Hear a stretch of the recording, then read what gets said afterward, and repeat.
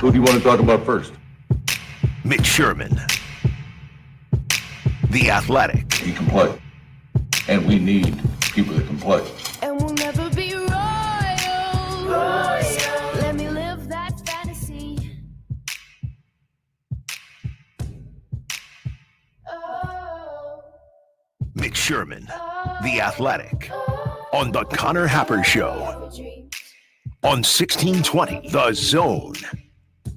He can play. All right, we're now joined on the 42 Degrees, the Source hotline by Mitch Sherman from The Athletic. Mitch, good morning. How are you?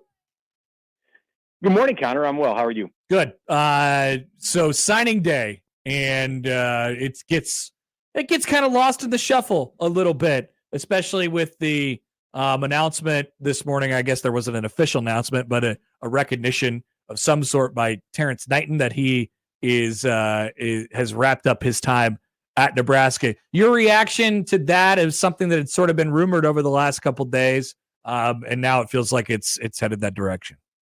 Yeah, I think that's as much of an announcement as you can get. It's more of an announcement. Well, Tony White's announcement came in the form of him changing his social media background. I guess that's the new press release. Yeah, I mean, generally the school from which you leave is not going to announce anything. I would expect that Matt Rule will acknowledge it in his press conference coming up in 90 minutes. But you're going to announce incoming transactions. Certainly Nebraska announced the Dana Holgorsen hire. There will be others that Nebraska has to announce soon. I would expect big one at defensive coordinator.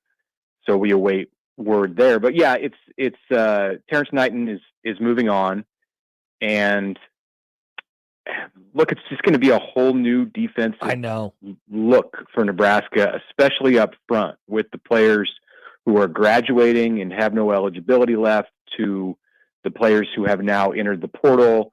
And now the D-line coach is moving on as well. Nebraska has the resources to hire another D-line coach who is, and Terrance Knighton did a great job in 2 years. You can look at the Nebraska D-line, I think, as probably the most consistent group that, as far as their performance over 2 seasons. And there was not a lot expected from that group heading into 2023, but they showed up, played well, played consistently well, and then kept that up this year. The problems that Nebraska had on defense in 24, I think were more instigated from other areas than what went on up front. It was, again, steady, and he's a fantastic D-line coach. Yep. And moving up in the business for sure. But Matt Rule I'm not concerned. I think Matt Rule can go get somebody else to fill those shoes. And what's more difficult to do is to replace the players. D linemen are absolutely at a premium when it comes to the portal. So you've got to find a couple guys and then rely on youth. There are some players left for sure. Nebraska redshirted Riley Van Poppel, very promising young defensive lineman. And there are some others who haven't played as much. Elijah Judy has played quite a bit. He's coming back next year. But it won't be easy to mine the portal for defensive linemen, and Nebraska's going to have to make that a priority. Yeah, I was going to ask you about that piece of it. So that obviously seems like the bigger concern at this point. I was counting, so I went back to the Iowa notes and looked at the depth chart. So they had 27 players listed on their 2 deep, just on the defensive side. And 13 of those players have either exhausted their eligibility or are in the portal at this point. And the portal hasn't opened yet, I guess not officially. So you mentioned it. They'll have some guys back in the defensive line, but we don't even know which direction they're going to head with the defense yet. Is there a way where Nebraska can make this, work for them, or is it still too early to tell, given that it's a pretty blank slate right now on that side of the ball? Plenty of teams in college football have showed in recent years that it doesn't have to be a 2 or 3 year rebuild when you're looking at a position group or a team in general. And I'm not suggesting that Nebraska has to rebuild its whole team next year. It doesn't. There's a lot of talent, especially in the offensive side, that's coming back. You start to put the pieces together at receiver right now, and that's without going to the portal. And I think Nebraska will have some opportunities at receiver in the portal. That's one of the positions that you can really get impact players from out of the portal. Much easier just on the whole than defensive line. So it's not a remake of the whole team, but there are parts of the defense that are going to have to be remade. And until they get a coordinator and a D line coach, I think it's premature to know or have much of an idea at all what direction they're going to go defensively. You know that Matt Rule is going to want a physical defense where the tone is set up front. He knows that that's the Big Ten style, and Nebraska's not going to deviate from that. But do they play 3-3-5 like most of the players in the system were recruited to play? It wouldn't be difficult to switch to a 4-2-5 or a 4-3, something that is just a slight modification, and that we saw alignments in that mold often from Tony White's defense. So I don't think it's going to be a major philosophical change, in large part because the defense that we saw the last couple of years it had the ability to move around and shift things. How, if at all, do you think Rule's vision about defense and how to play defense and what they're going to do on the principles of what they do on defense has changed through his 2 years here? I don't think it has. Yeah. I think he came in with an idea, and maybe it's come into focus because of the competition, because of the Big Ten. And I think some coaches come into the Big Ten, the last two coaches at Nebraska are probably examples of this, and are caught off guard by the physical nature of the league. And it may have happened to some degree with this staff last year, but I think it was less pronounced than what you often see in a transition to the Big Ten for a coaching staff. That hasn't been Nebraska's issue for the most part in 2023 and 2024. It's been just finding a way to get rhythm and getting out of the mode of just being inept offensively over a large stretch of that time. So I think on defense, Matt Rule, he's made slight modifications, but I don't think it's anything drastic. And, I think Nebraska fans should feel much more comfortable about a remake on the defensive side at this point, 2 years in, going into the third year, than they should if it was that way on offense. Now, make no mistake, Nebraska's remaking some things on offense, but it has a clear leader there, and it has a quarterback. So it's not like you're going back to square one or square two here in December at the start of the offseason. How much change is coming with Dana Holgorsen fully taking over as I referred to it earlier as the head coach of the offense, because I feel like that's a pretty good definition of what he's doing. What do you think ultimately he's going to decide to uproot and make his over the next month or two here? I don't think he's going to go all in on like empty backfields and even 4 wide receiver sets. They might have a lineup of wide receivers that can do that.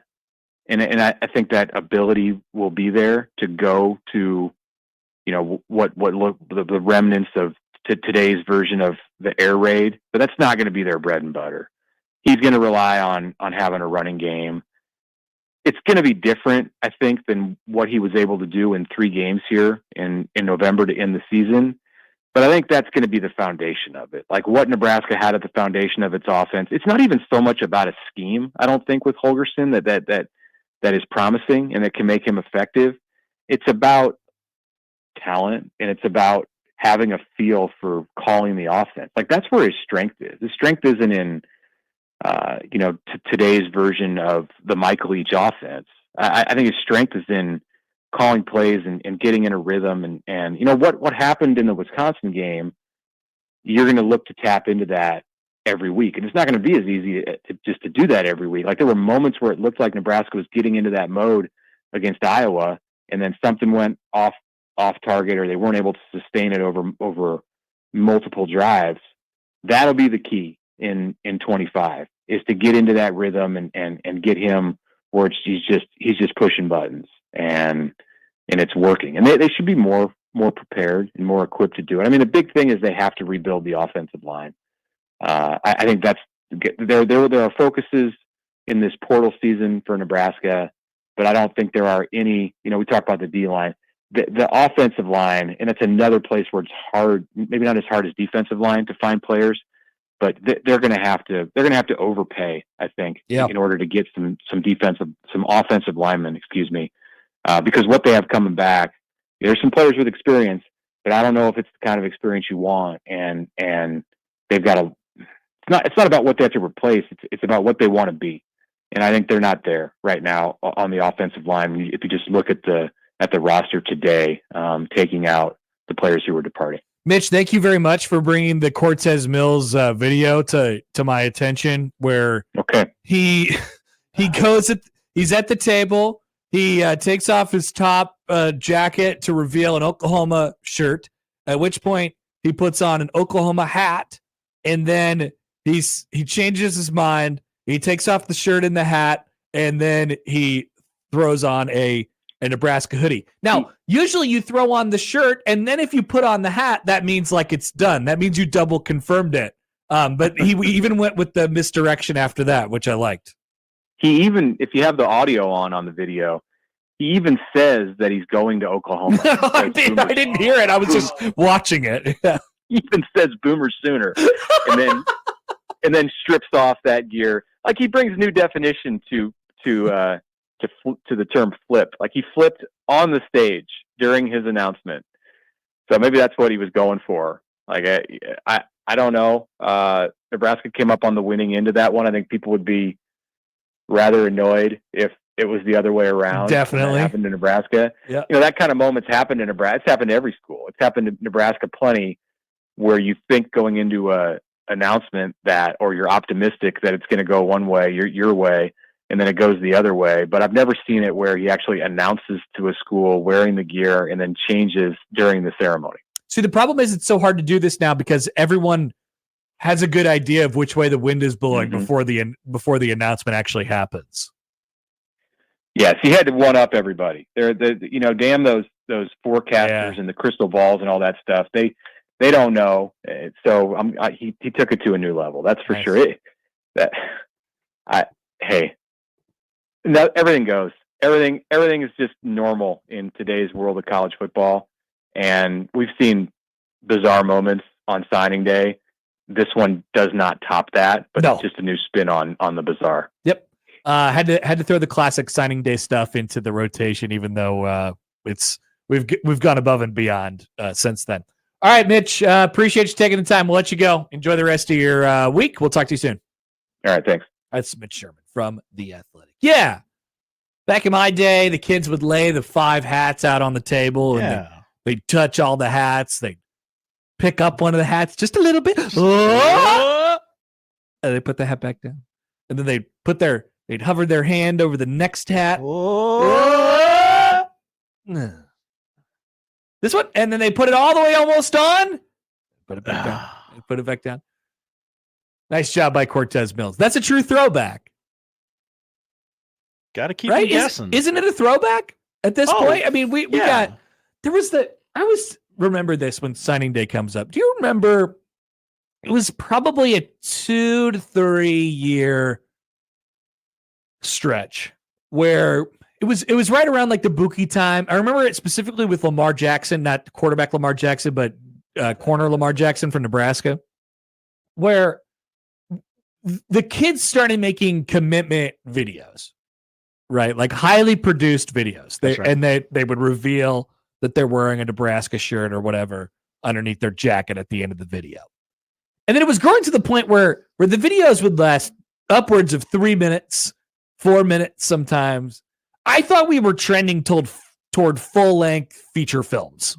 I thought that some kid was going to star in a movie, and you were going to have to pay to get in, buy popcorn, buy Mike and Ike's, and go sit at the movie just to watch the commitment at the end. I thought that's the way we were trending.